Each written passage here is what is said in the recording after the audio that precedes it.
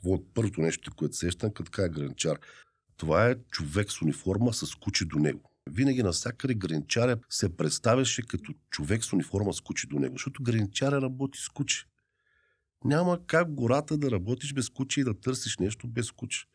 Ние не сме като траперите от книгите на Карл Май. Там, нали, следата, тревичката се счупила, клонката, някой може да му стори смешно, да и това правим. Налагане се да го правим. Но по принцип човек трябва да ползва куче.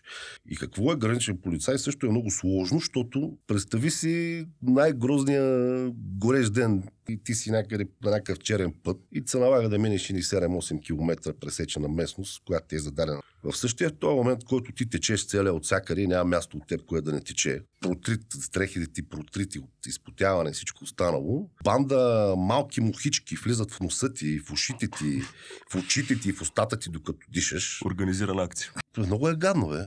Тук го няма, да. В града. Обаче там тия неща, гадорийките ги има, те са много гадостите. Има стършили, има змии, има всичко. За нас може би е нормално, защото ние вече с годините сме свикнали. Обаче ако на някой му обясня, би гадно си е, да му го правим.